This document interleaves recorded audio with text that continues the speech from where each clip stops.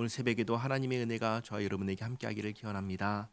오늘 말씀은 예수님께 유산을 나눠달라고 하는 한 사람으로부터 시작합니다. 13절에 무리 중에 한 사람이 이르되 선생님 내 형을 명하여 유산을 나와 나누게 하소서 하니 이르시되 이 사람아 누가 나를 너희의 재판장이나 물건 나누는 자로 세웠느냐 하시고, 지금 하신 말씀을 잘 생각해 보시기 바랍니다. 물론 우리는 하나님께 우리의 모든 문제를 가지고 나아가야 합니다. 그러나 본질적으로 그게 맞는 것인지는 한번 생각해 봐야 합니다. 하나님께서 사람이 되신 이유가 무엇입니까? 우리를 죄에서 구원하기 위해서입니다. 그러면 우리는 예수님께 무슨 문제를 가지고 나아가야 할까요? 우리의 죄의 문제를 가지고 나아가야 됩니다. 그래서 이 죄의 문제를 해결받아야 합니다. 그리고 난 후에는 무엇을 해야 합니까? 죄 문제가 해결되었으니까 내 마음대로 살까요? 이제 낙원에 가게 되었으니까 내가 원하는 거, 내가 하고 싶은 걸 하면서 살면 될까요? 그렇지 않죠. 나를 구원하신 하나님의 은혜에 감사하며 하나님께서 원하시는 삶, 기뻐하시는 삶을 살아야 합니다. 먼저 하나님의 나라와 의를 구하는 삶을 살아야 합니다. 그게 제대로 된 것입니다. 오늘 유산 문제로 예수님께 나온 이 사람은 예수님께서 이 땅에 오신 이유도 모르고, 그리고 우리가 무엇을 구해야 하는지도 모르고 온 겁니다. 그래서 예수님께서 이제 말씀하십니다. 15절에 그들에게 이르시되 삼가 모든 탐심을 물리치라. 사람의 생명이 그 소유에 넉넉한 데 있지 아니하니라 하시고, 그러면 사람의 생명은 어디에 있을까요? 그걸 비유로 가르쳐 주십니다. 또 비유로 그들에게 말하여 이르시되 한 부자가 그 밭에 소출이 풍성하매 심중에 생각하여 이르되 내가 곡식 쌓아둘 곳이 없으니 어찌할까 하고, 또 이르되 내가 이렇게 하리라. 내 곡간을 헐고 더 크게 짓고 내 모든 곡식과 물건을 거기 쌓아 두리라. 또 내가 내 영혼에게 이르되, 내가 나한테 말하는 겁니다.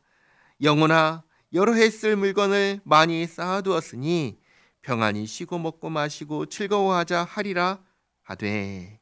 이게 세상 사람들의 사고방식입니다. 그러나 하나님께서 하시는 말씀을 들으시기 바랍니다. 하나님은 이르시되 어리석은 자여 오늘 밤에 내 영혼을 도로 찾으리니 그러면 내 준비한 것이 누구의 것이 되겠느냐 하셨으니 자기를 위하여 재물을 쌓아두고 하나님께 대하여 부여하지 못한 자가 이와 같으니라.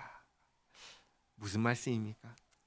당연히 재물이 많은 것은 좋은 일이죠. 그러나 내 생명과 관련해서 정말 중요한 것은 준비하지 않았다라고 하시는 겁니다. 나를 살게 해주는 것은 재물이 아니라는 겁니다. 그럼 뭐가 나를 살게 할까요? 하나님께서 나를 살게 하신다는 겁니다. 유산 문제로 온 이 사람에게 너에게 중요한 것은 유산이 아니라 하나님이시다라는 것을 가르쳐 주신 겁니다. 유산이 아무리 많으면 뭐합니까? 죽으면 아무 소용이 없는 겁니다. 그리고 성경은 죽음 이후에 무엇이 있다고 가르쳐 주십니까? 심판이 있다고 가르쳐 주십니다. 그 심판 앞에 무수히 많은 재물이 무슨 소용이 있습니까? 아무 소용이 없는 것입니다. 소유가 많건 적건 간에 사람을 살게 하시는 분은 누구십니까? 하나님이십니다. 그걸 가르쳐 주시는 겁니다. 또 제자들에게 이르시되 그러므로 내가 너희에게 이르노니 너희 목숨을 위하여 무엇을 먹을까? 몸을 위하여 무엇을 입을까? 염려하지 말라. 목숨이 음식보다 중하고 몸이 의복보다 중하니라. 까마귀를 생각하라. 심지도 아니하고 거두지도 아니하며 골방도 없고 창고도 없으되 하나님이 기르시나니 너희는 새보다 얼마나 더 귀하냐. 또 너희 중에 누가 염려함으로 그 키를 한 자라도 더할 수 있느냐.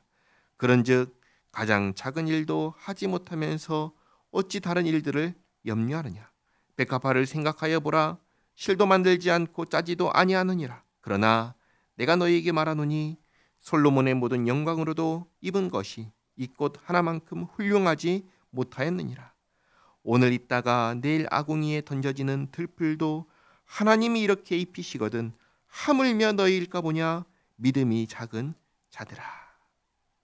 하나님께서 우리를 귀하게 여겨주시고 먹이시고 입히시고 돌봐 주십니다. 그러니 재물을 의지할 것이 아니라 하나님을 의지하라 하시는 겁니다. 그리고 너희는 무엇을 먹을까 무엇을 마실까 하여 구하지 말며 근심하지도 말라. 이 모든 것은 세상 백성들이 구하는 것이라. 너희 아버지께서는 이런 것이 너희에게 있어야 할 것을 아시느니라. 하나님께서는 우리의 필요를 아십니다. 우리가 말씀드려야 아시는 게 아니라 먼저 아십니다.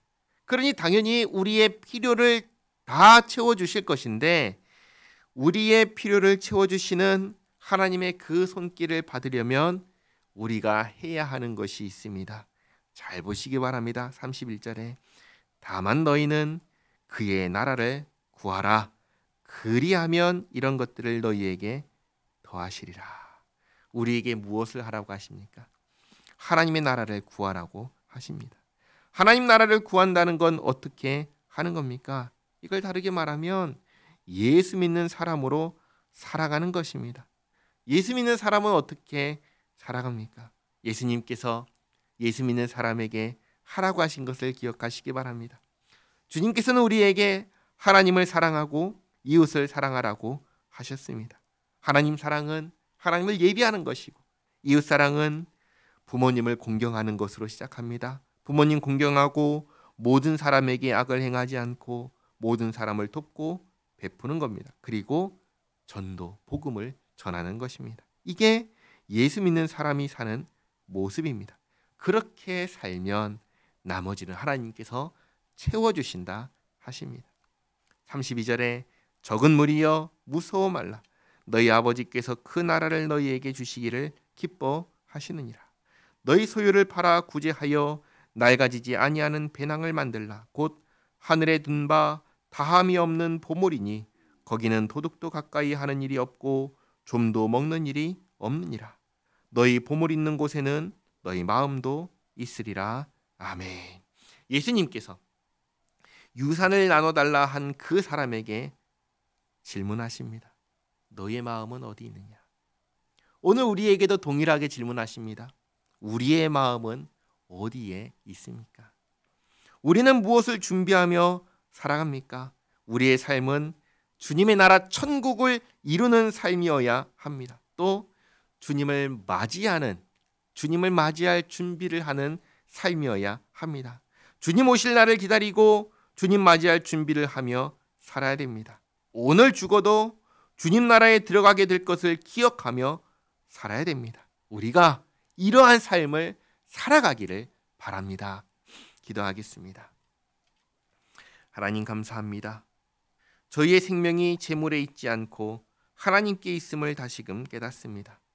예수님 안에서 죄와 사망의 문제를 해결해 주신 하나님의 은혜를 기억하며 죄를 살게 하시는 아버지 하나님의 돌보심을 신뢰하며 주님의 나라를 위하여 주님의 영광을 위하여 살게 하옵소서.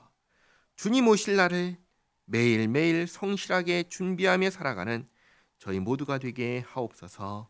예수님의 이름으로 기도하옵나이다. 아멘.